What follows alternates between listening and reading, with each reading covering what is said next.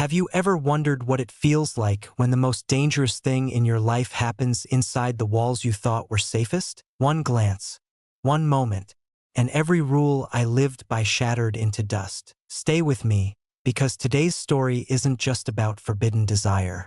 It's about loneliness, longing, and the choices that burn bridges we thought would last forever. If you love raw, emotional stories that stir something deep inside you, don't forget to subscribe, and turn on the notification bell so you never miss a story that might just change the way you see love, loss, and second chances. 15 years. 15 years where I convinced myself that loneliness was easier than heartbreak. But after 15 years of lonely nights, after endless evenings spent with nothing but my own fingers and unfulfilled fantasies, I broke, I shattered, and then he walked into my life, Ethan, my son's best friend, tall, strong, the kind of young man who made women stop mid-step and stare, unable to look away. Ethan carried himself with an effortless confidence, the kind that made it almost impossible not to notice the way his broad shoulders strained against his shirt, or how a simple lift of his hem to wipe sweat off his brow could leave my mouth dry and my heart hammering. At first, I told myself it was harmless, just a silly, secret admiration. But harmless things don't haunt your dreams. Harmless things don't make you crave a touch you know you should never want. Little by little, something inside me, something I thought had long ago withered away, woke up, smoldering, starving, waiting for a single spark to ignite it. And that spark came on a snow-drenched afternoon, when the rest of the world disappeared in white, and only the dangerous heat between us remained. The snowstorm outside howled louder, rattling the old windows like they might shatter at any moment. Brandon had left early that morning for a weekend ski trip with his college friends, full of excitement and barely looking back. Ethan was supposed to go with him, he always did, but a minor ankle sprain during practice earlier that week had grounded him, leaving him limping slightly and stuck in town. Rather than sending him back alone through the storm, I'd insisted he stay here until the weather cleared. It was the practical thing to do, the responsible thing. At least that's what I told myself. After my shower, I wrapped myself in a thin silk robe, something I hadn't worn in years, pulled from the back of my closet more out of habit than planning. Or so I liked to believe. The silk clung to my damp skin, whispering against me as I padded softly down the hallway toward my bedroom. A soft knock on my door made me freeze mid-step. "Mrs. Summers?" Ethan's voice called through, low and uncertain. "The heater's acting up. Can I borrow a fan or something?" My heart thudded against my ribs, loud and unsteady. For a second, every fiber of my being screamed for me to stay silent, to let him figure it out on his own. But I didn't. Instead, I tightened the robe slightly, or thought I did, and said, barely above a whisper, "Come in." The door creaked open. Ethan stepped inside, shaking the snow from his messy hair. His t-shirt clung to the hard planes of his chest, the muscles in his arms taut as he shoved his hands into his pockets, desperately trying not to look at me. For a long heartbeat, we stood there, the silence thick and humming. His gaze, dark, unsure, flicked downward, lingering too long before snapping back to my face. But it was too late. The spark had already been struck. I leaned casually against the dresser, feeling the silk robe shift, the slit parting just slightly, revealing the soft curve of my thigh. "It's hotter than expected today," I murmured, my tone lighter than I felt. Ethan swallowed, his Adam's apple bobbing. "Yeah," he croaked.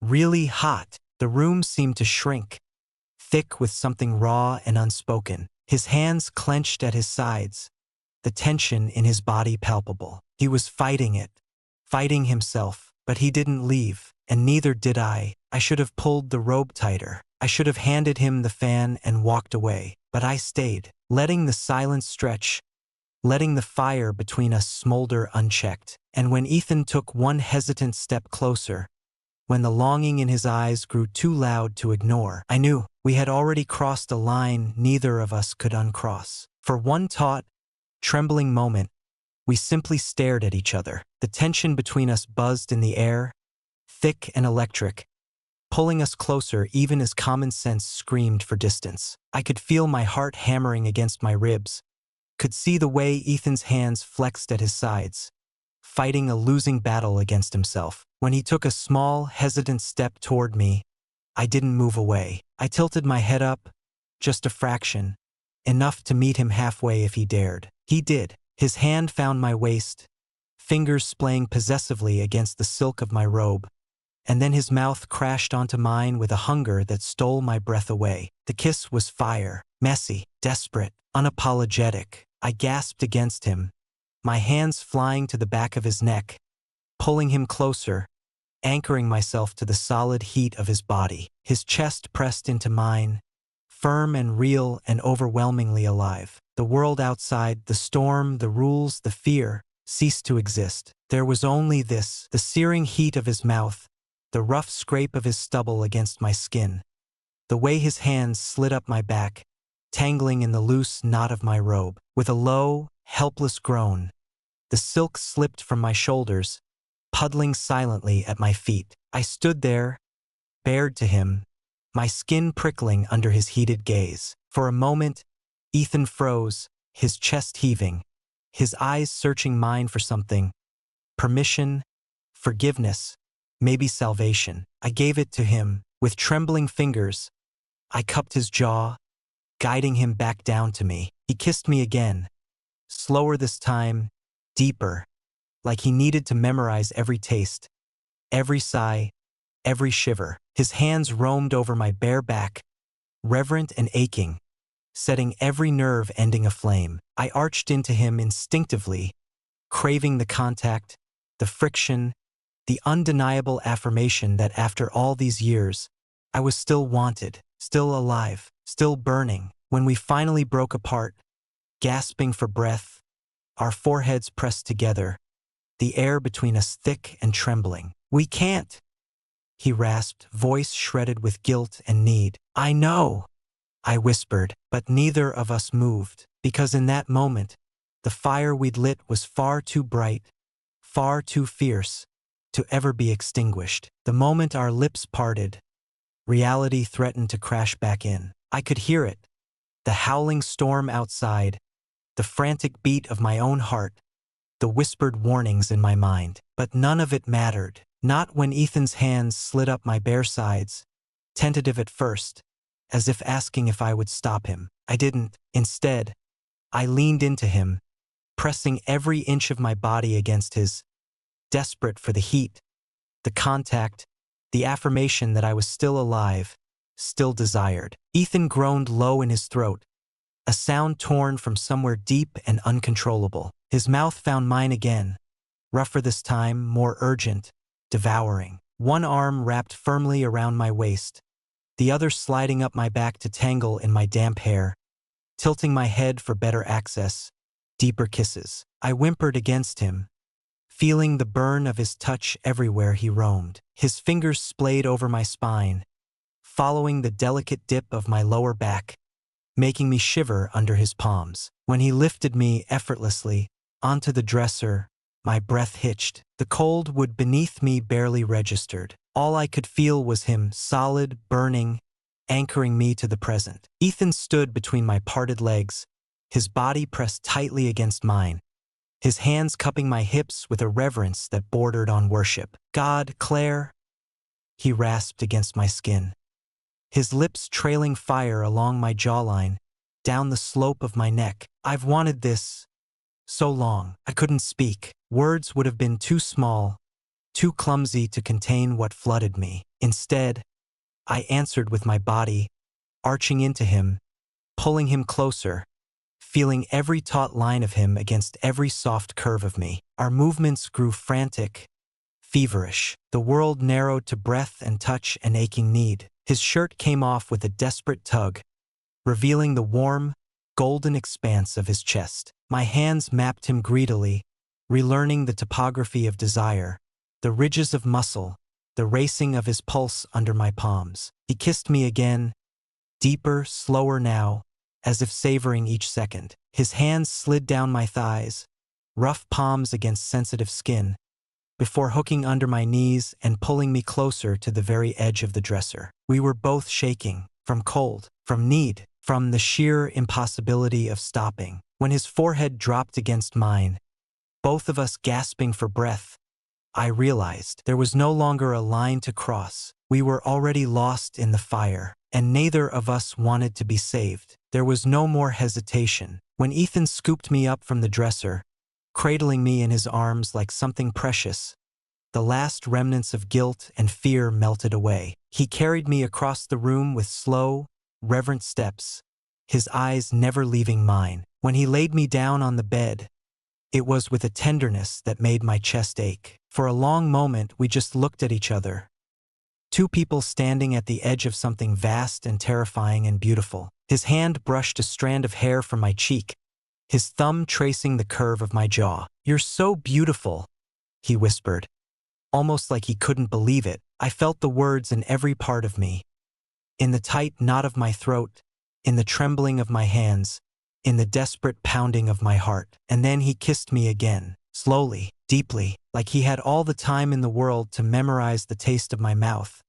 The way I sighed into him, the way I arched into his touch. His mouth trailed lower, down the column of my throat, across the slope of my shoulder, leaving a trail of fire in its wake. I gasped, threading my fingers through his hair, holding him close as his kisses mapped a path down my body. Every kiss, every touch was worship, not rushed, not greedy, patient, deliberate, as if he understood that after so many years of loneliness, I needed not just pleasure, but to be cherished. When he finally explored every curve, every hollow, every secret place, my body was trembling, aching, alight with sensation. He moved over me with a careful kind of urgency, hungry, but controlled, grounding us both in the rhythm of something ancient, something inevitable. We moved together, a slow, desperate dance, building towards something we could neither stop nor fully comprehend. When release came, it wasn't a shattering. It was a breaking open, a surrender, a flood of everything I'd kept buried for 15 long years.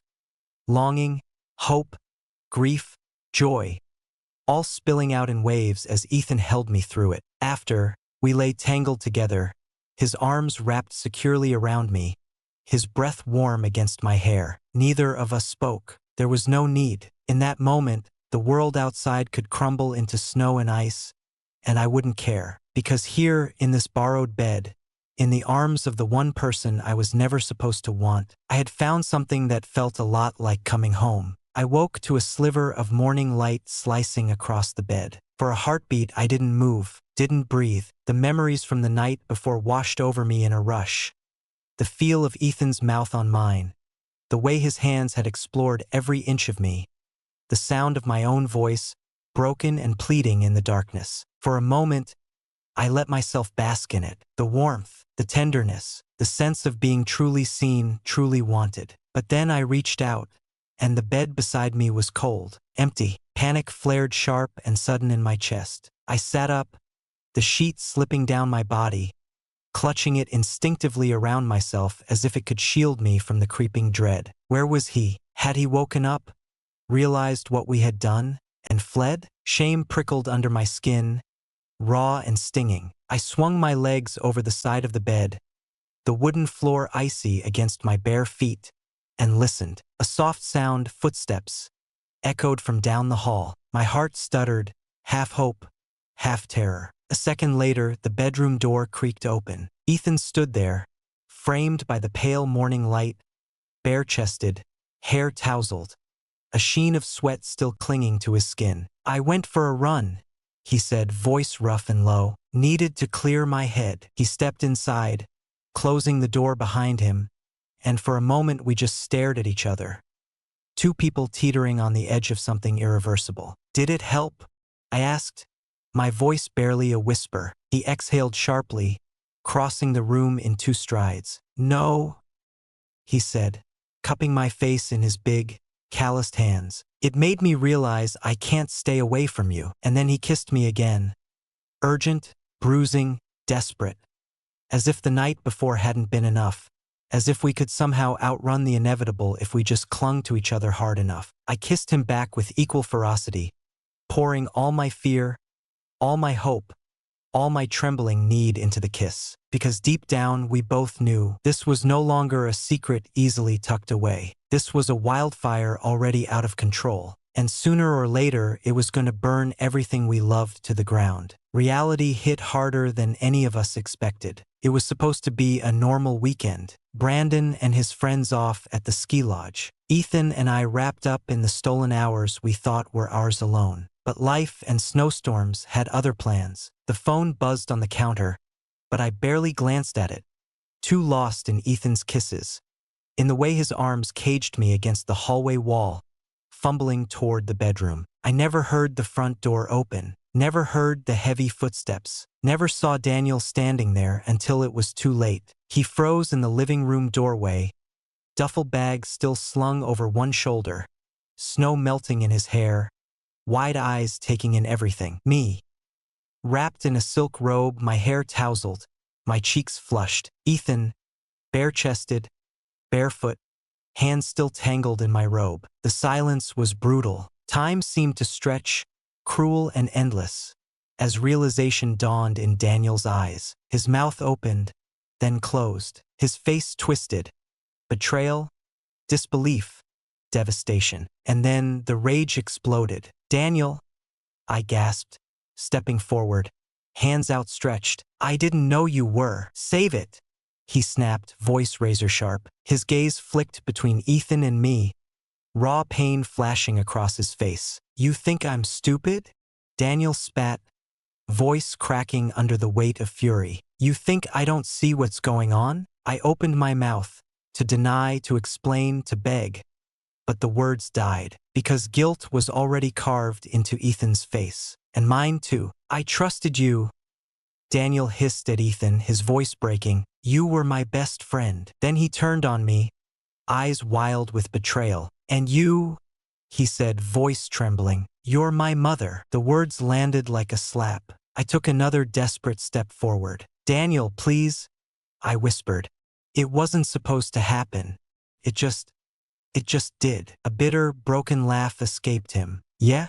Funny how just happened tends to destroy everything." He yanked his duffel bag off the floor, shoulders rigid with rage. "I'm gone," he said flatly. "Daniel, wait," Ethan blurted, stepping toward him. But Daniel shoved him back hard. "Don't," he snarled. "Don't you ever speak to me again." And then he was gone, the door slamming so hard the walls trembled. The silence that followed was deafening. I stood there, frozen, the silk robe slipping from my shoulder, staring at the empty space where my son had stood, the space that now felt unbearably hollow. Behind me, Ethan's voice cracked the silence. "I'm sorry," he whispered, but sorry was just another shard in the wreckage. Nothing could undo what had been done. The days that followed blurred into a hollow, aching haze. Daniel didn't call, didn't text, didn't come home. His absence filled the house like a second, heavier storm.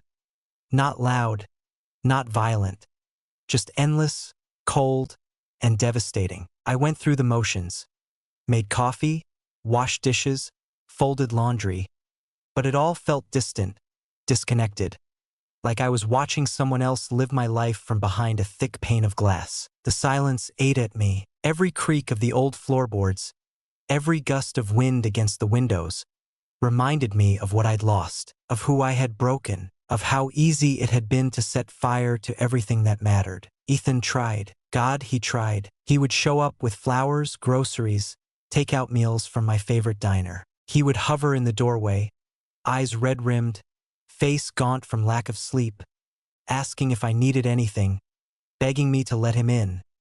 Not just into the house, but back into my life. And every time I would shake my head, not because I didn't want him, but because I couldn't bear to look at him without seeing the empty chair at the dinner table, the unopened bedroom door down the hall, the photographs on the mantel that now felt like memorials to a family I had shattered. Sometimes after he left, I would crumble. I would sink to the kitchen floor, pressing my fists against my mouth to keep the sobs silent, feeling like I might break apart molecule by molecule if I ever let the sound escape. Other times, I would just sit by the window for hours watching the snow fall, feeling nothing at all. Grief is not a straight line. It's a jagged, bloody maze where every wrong turn cuts deeper. And guilt? Guilt is the monster that lives in the walls, whispering that you deserve every bit of the loneliness you've earned. Grief can paralyze you, or it can burn you down until there's nothing left but the decision to survive. 3 weeks after Daniel left,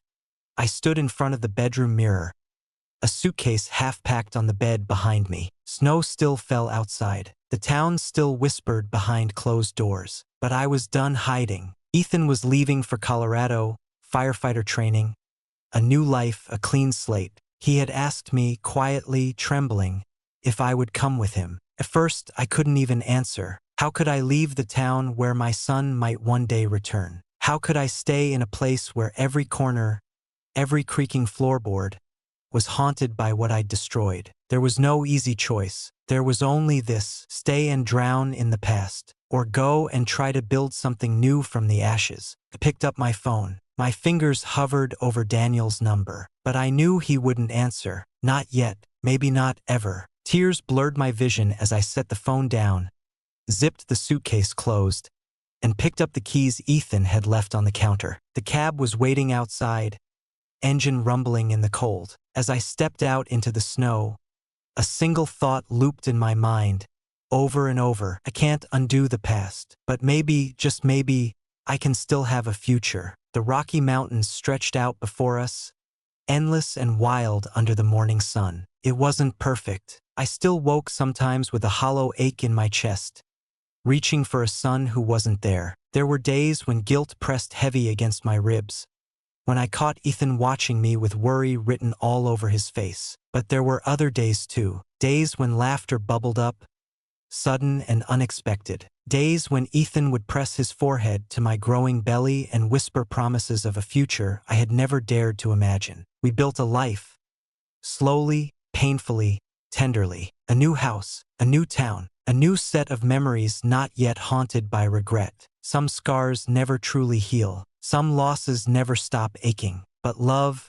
real, stubborn, reckless love, can build a bridge over even the deepest grief. It's not easy, it's not clean, but it's worth it. As I watched the snow fall outside our window, the first snow of a new winter, I realized something. I hadn't escaped my past. I had simply chosen not to live there anymore. And maybe, just maybe, that was enough. If this story touched your heart, don't forget to like, subscribe, and share your thoughts in the comments below. Your next chapter starts here.